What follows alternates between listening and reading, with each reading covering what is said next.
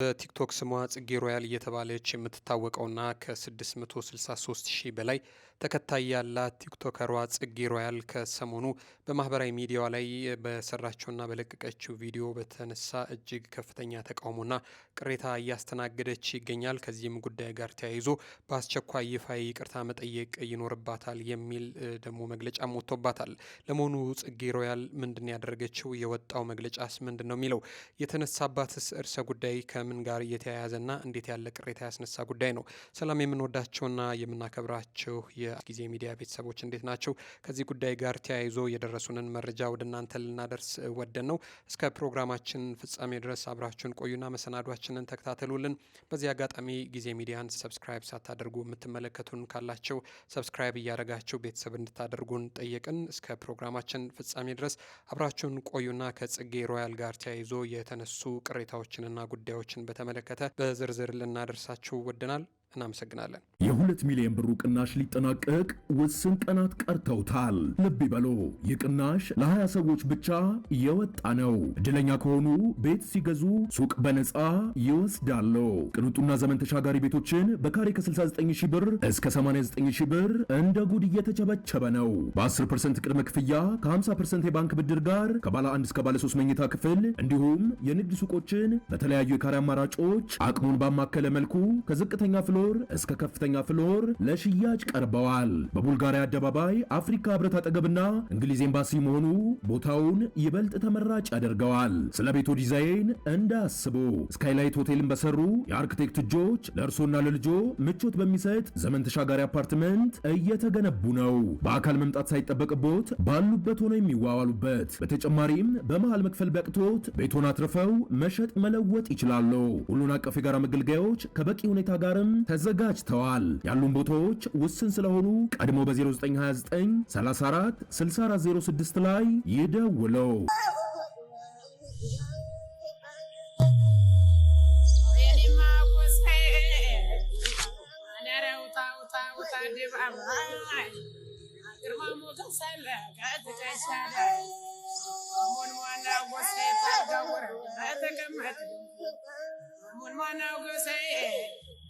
አይደለህም ወይ አባታ አመጥኩ አንተን ወለደት ሁለት ደግማ ዝናብ ያስከትላል አሳይነ አንተን ወለደች ባይዋትና አቻም የበለጠች ሙላት አዳት ተንቀን ፈቀስቅሶ አንጀቴን ላውስ ሆዴን የበላ የድምጿ ወለለ።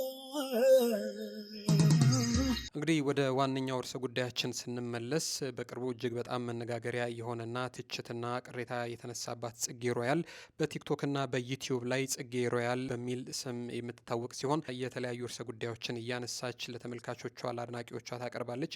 የተለያዩ ይዘቶችንም ትፈጥራለች። በተለይ ደግሞ ዳኒ ሮያል ተብሎ ከሚጠራው ግለሰብ ጋር እንዲሁ አንድ ላይ በመሆን በዩቲዩብ በሚያቀርቧቸው እውነት መሰል ድራማዎች በብዙ ተከታዮች ይታወቃሉ። በተለይ ባህር ማዶ ያሉ ኢትዮጵያውያን በብዙ ይወዷቸዋል፣ ያደንቋቸዋል።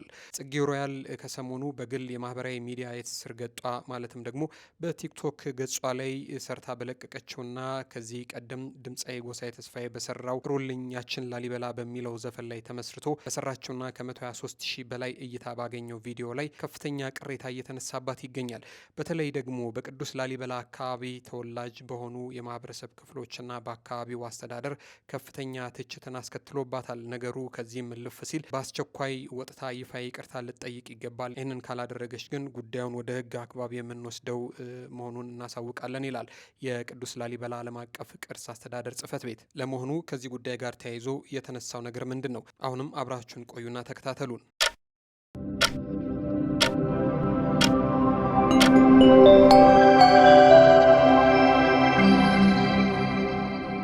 እንግዲህ እዚህ ቪዲዮ ላይ እንደምትመለከቱት በተለምዶ ላሊበላ ተብለው የሚጠሩና በማለዳ በየሰው ደጅ እየመጡ በሚገርም ድምጻቸው እያንጎራግሩ ምጽዋት የሚለምኑ ግለሰቦች አሉ።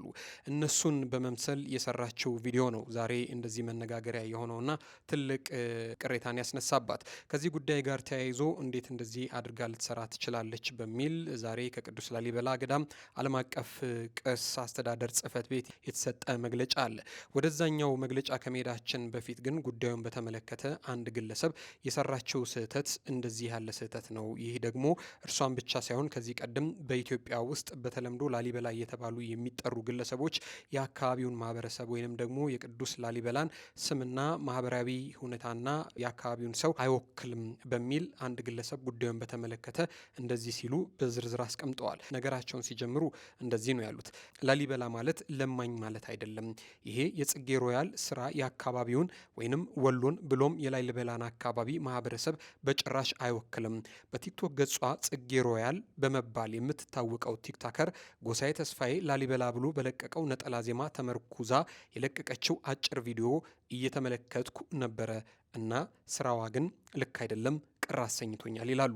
ይህንን አስተያየታቸውን የሰጡ ግለሰብ የላሊበላን ማህበረሰብ መስዬ ሰራሁት ብላ የተወነችበት ገጸ ባህሪ ልክ አይደለም።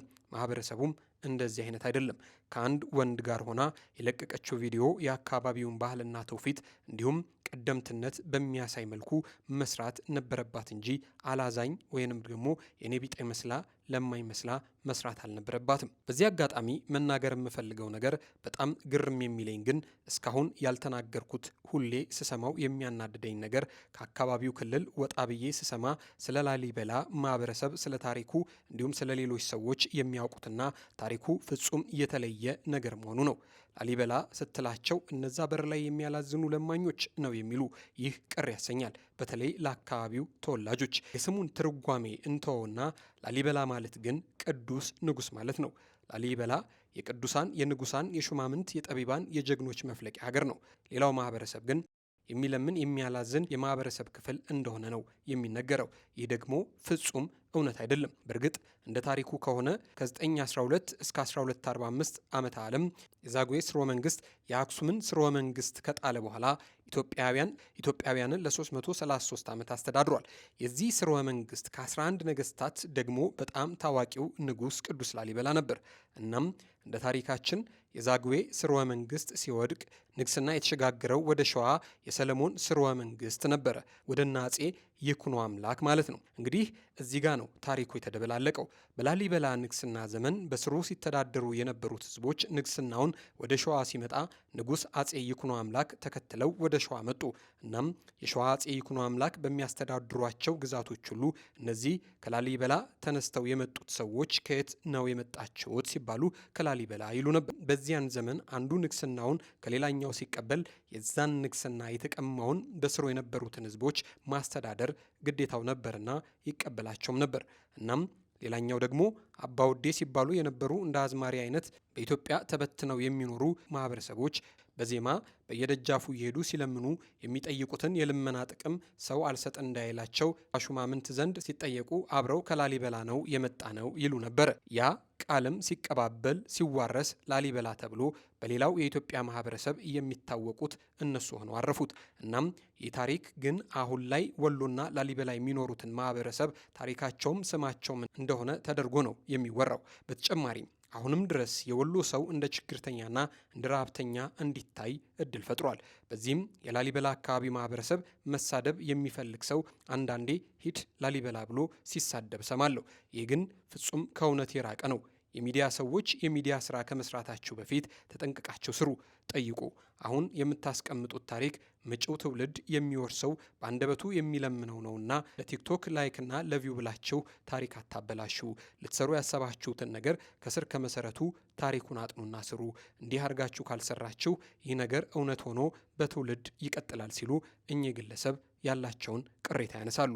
ከዚህ ቅሬታ ጋር ተያይዞ በቅዱስ ላሊበላ ገዳም ዓለም አቀፍ ቅርስ አስተዳደር ጽሕፈት ቤት ለጽጌ ሮያል የተሰጠው መግለጫ ደግሞ እንደዚህ ይላል። እርሰ ጉዳዩ እንዲህ ይላል። በአስቸኳይ ይፋዊ ይቅርታ መጠየቅ ይኖርባቸዋል። ቅዱስ ላሊበላ ገዳም ዓለም አቀፍ ቅርስ አስተዳደር ጽሕፈት ቤት የተሰጠ መግለጫ። በሬ ሆይ ሳሩን እንጂ ገደሉን መቻየህ ይባል የለ። በአሁኑ ወቅት በአንዳንድ ማህበራዊ ሚዲያዎች አርቲስቶችና አዝማሪዎች አካባቢ ለጊዜያዊ ጥቅምና ለእይታ ወይም ለቪው ማሳደጊያ ሲባል ዓለምን በታሪኩና በጥበቡ ያስደመመውን የታላቁን ጻድቅና ንጉሥ የቅዱስ ላሊበላን ስም ካልዋለበት በማዋል የታሪክ መዛባትን ለመፍጠር ሲታትሩ እየታዘብን እንገኛለን። ማንነታቸውና አመጣጣቸው በውል እየታወቀ በየማህበረሰቡ ቤት በጧት እየዞሩ በዘፈን መልክ ልመናን እንደ ስራ ቆጥረው ለሚንቀሳቀሱ የማህበረሰብ ክፍሎች የቅዱስ ላሊበላን ስም መስጠት እጅግ አሳፋሪ፣ የታሪክ ፍልሰትንም የሚያዛባ ተግባር ነው።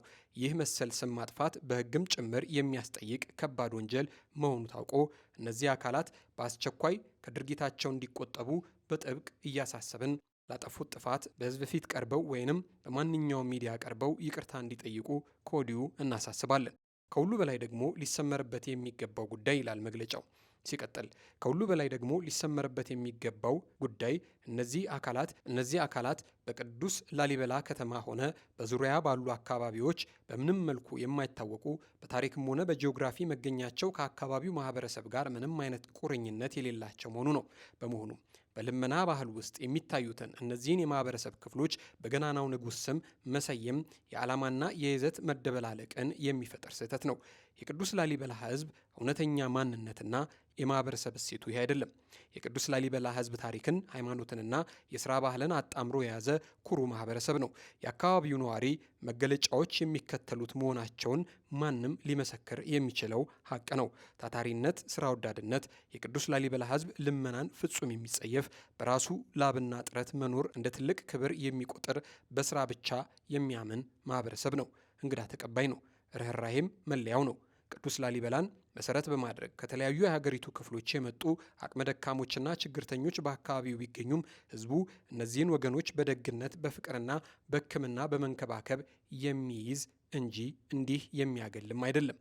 ሐቁ የሆኖ እያለ አንዳንድ ነገሮችን በጥልቀትና በሰፊው ማየት የተሳናቸው ለታሪክ ግድ የሌላቸውና ችኩል አካላት ታሪካዊውን የቅዱስ ላሊበላን ማህበረሰብ ከልመና ተግባር ጋር አያይዘው ለማይመጥነው ስም በመስጠት የታሪክ ብልሹነትን ለመፍጠር ሲታትሩ እየታዘብን እንገኛለን። ማሳሰቢያ ይላል ሲቀጥል መግለጫው። ማሳሰቢያ የአገር ቅርስና የታሪክ አሻራ የሆነውን የጻድቁን ቅዱስ ስም በማህበራዊ ሚዲያ ስም ማጥፋትና ማጠልሸት የማህበረሰብን ክብር የሚነካ ከመሆኑ በላይ በሕግ አግባብ ወይንም በስም ማጥፋት ዲፌሚኔሽን ወንጀል እንደሚያስጠይቅ ሊታወቅ ይገባል። የታሪክ ስህተትና ፍልሰትን እያመረቱ ያሉት አካላት ካልተቆጠቡ ጉዳዩ ወደ ሕግ አደባባይ የሚወስድ መሆኑን በጥብቅ እናሳስባለን።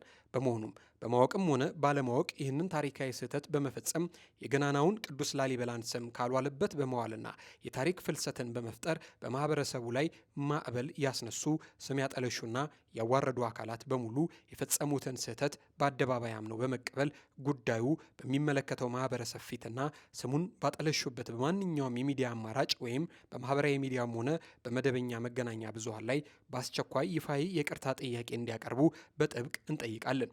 ይህ ካልሆነ ግን የታሪክ መበላሸትን ለመከላከል የማህበረሰቡን ክብር ለማስጠበቅ ሲባል ጉዳዩን በሕግ አግባብ እስከ መጨረሻው የምንገፋበት መሆኑን እናሳስባለን። ታሪክ የጋራ እሴት ነው። እሱን መጠበቅ ደግሞ የአሁኑ ትውልድ የሞራል ግዴታ ነው። ሰላም እግዚአብሔር ከሁላችሁ ጋር ይሁን ሲል የላሊበላ አካባቢ ገዳም ዓለም አቀፍ አስተዳደር ጽሕፈት ቤት የሰጠው መግለጫ ይገልጻል። ታዲያ ከዚህ ጉዳይ ጋር ተያይዞ ይሄ ዝርዝር ሀሳብ ከወጣ በኋላ ጉዳዩን በተመለከተ ብዙ ሰዎች ያላቸውን ድጋፍ እየገለጹ ባሉበት ልክ ደግሞ ከዚህ ቀደም አንጋፋው ድምፃዊ ጎሳዬ ተስፋዬ እንዲህ ያለውን ጉዳይ በይፋ ላሊበላ ብሎ ሲሰራ ለምንድን ነው ያኔ ዝም የተባለው? ስለዚህ ይህ ማለት እኮ ጎሳዬ ተስፋዬም የሰራው ዘፈን ልክ አይደለም፣ የታሪክ መፋለስ አለበት ማለት ነው እያሉ ደግሞ ሌላ ጥያቄም እያነሱ ያሉ የማህበረሰብም ክፍሎች ይገኛሉ።